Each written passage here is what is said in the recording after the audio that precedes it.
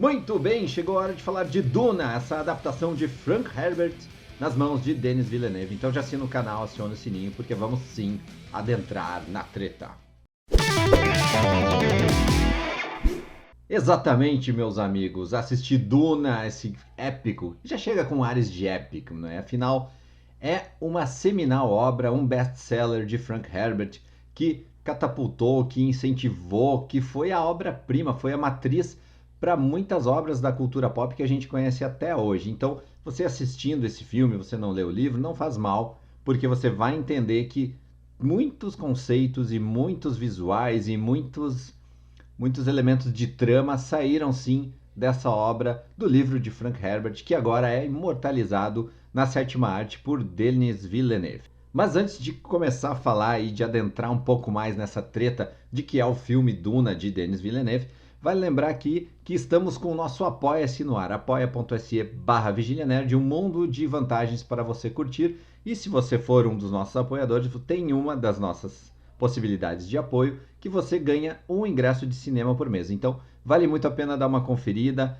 entrar no nosso grupo secreto do Telegram, sempre tem um debate muito bacana por lá, então vale a pena, apoia.se/vigilianerd. Pois é, então vamos falar um pouco mais de Duna, essa obra que, como eu já falei, vem com ares de épico. É sim um épico, já tem crítica completa no site, você não acompanha, vigilianerd.com.br.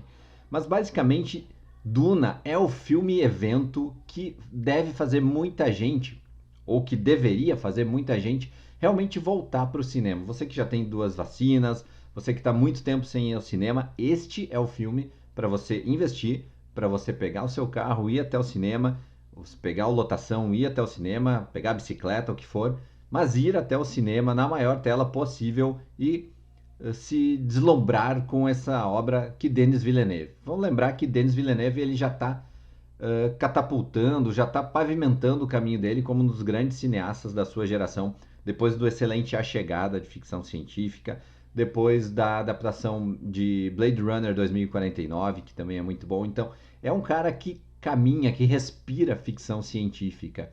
E basicamente, quando a gente tem uma grande adaptação, um grande livro, um grande best-seller, uma HQ muito legal que vai ser adaptada para o cinema, a gente sempre fica com o pé atrás. Mas existe uma fórmula muito certeira que funciona e que normalmente não tem erro, que é colocar um autor apaixonado por aquela obra, que conhece aquela obra e que conhece do traçado para comandar o navio. E é isso que basicamente a Warner fez. Colocou o cara certo, na hora certa, no barco certo, para levar essa obra tão grandiosa para as telonas, para a sétima arte, enfim, com tudo encaixadinho, com tudo no lugar. A história é épica, é grandiosa e é sim grande fonte de inspiração para vários filmes, como eu já comentei aqui. E aqui a gente tem também um elenco muito competente, com o Timothée Chalamet entregando um bom protagonista, se desassociando um pouco daquela figura de filmes indies que ele tem e de grandes premiações e de filmes mais cabeça. Ele mergulha de fato na ficção científica e mergulha de fato no que é o Paul Atreides e tudo que ele envolve, tudo que um grande...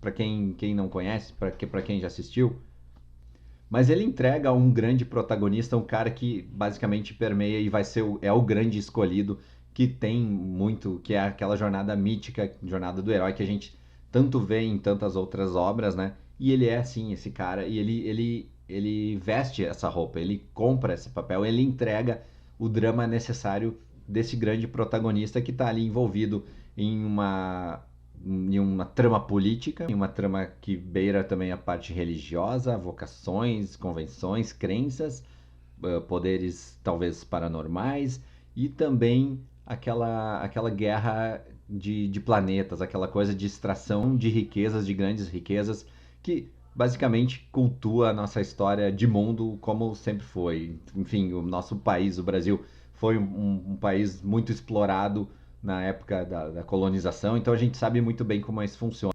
Os grandes poderosos vêm até a Terra, exploram aquela Terra, destroem realmente aquela Terra, fazem com que tudo seja destruído e deixam um rastro de destruição num lugar onde basicamente era pacífico e usam aquela obra, aquela matéria-prima para se enriquecer e cada vez ficar mais rico e mais poderoso. É basicamente isso que trata Duna também nesse primeiro arco. Afinal, A gente tem uma primeira história de Duna, que tem tantas outras para serem contadas, mas que é muito bem colocada e colocada em 2 horas e meia, mas são 2 horas e meia que você não vê passar.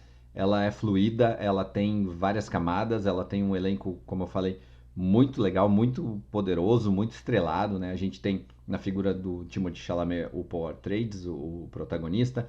A gente tem a Zendaya, que é uma pessoa, uma atriz que está bombada e que traz muito da divulgação do filme, né? Mas ela aparece muito em flashbacks e muito no final do filme.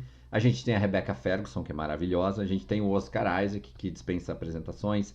A gente tem o Josh Brolin. A gente tem o Jason Momoa, sendo que provavelmente essa é a melhor interpretação e o melhor papel que já deram para o Jason Momoa. Ele entrega realmente um cara carismático, preocupado com o futuro, preocupado com os amigos e, claro, com suas cenas de luta grandiosas.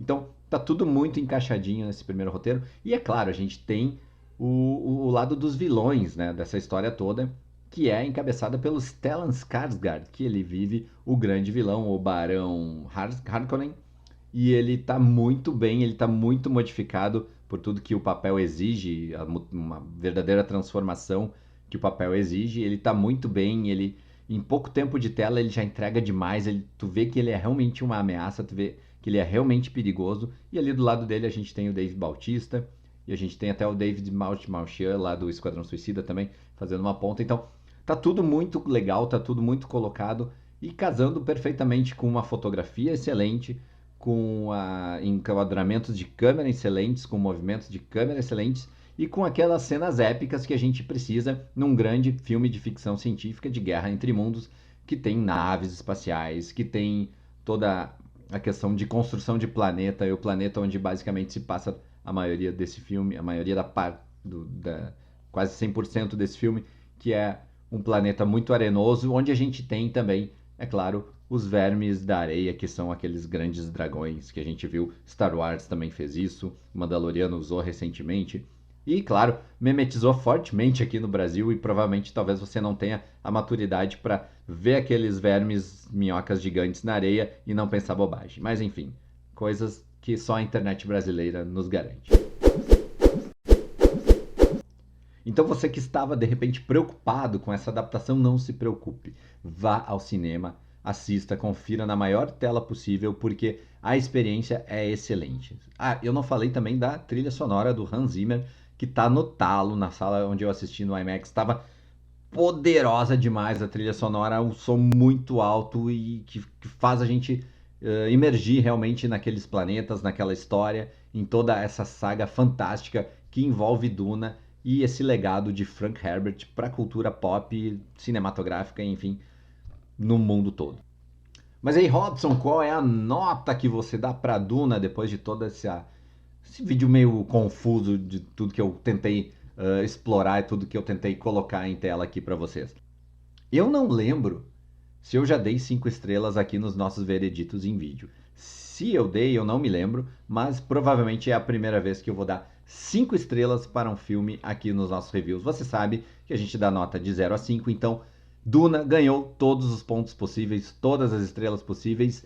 Eu saí do filme muito satisfeito, eu não vi defeitos, talvez algumas pessoas ainda vão reclamar que ele é um filme um pouco longo, mas isso pode depender de pessoa para pessoa. Para mim fluiu demais, tudo funcionou muito bem, as reviravoltas, as tramas, é tudo grandioso, é tudo épico, como precisa ser em Duna. Então, 5 estrelinhas para Duna. Parabéns, Denis Villeneuve, parabéns todo o elenco. Tá tudo muito bom, tá tudo muito legal. E eu quero sim que isso continue, porque a gente sabe que o grande problema dessas obras com Denis Villeneuve é que elas são muito aclamadas pela crítica, mas o público não compra, o público não vai, não assiste e acaba deixando as obras dele um pouco desequilibradas nessa balança entre sucesso de crítica e sucesso de público. Então a minha dica é que você possa realmente ir ao cinema e dar esse apoio para a Duna que tá muito legal, tá muito caprichado e que vai fazer o sucesso de público, vai fazer com que a gente tenha a segunda e a terceira temporada, aliás, temporadas não,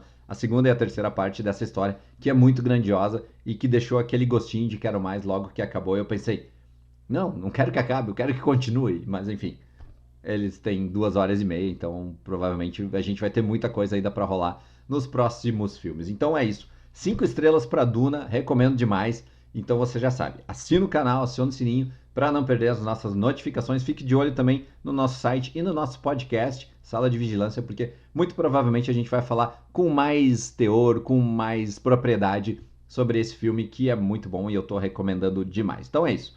Fica com a gente, cola na vigília, porque você sabe, a vigília não para.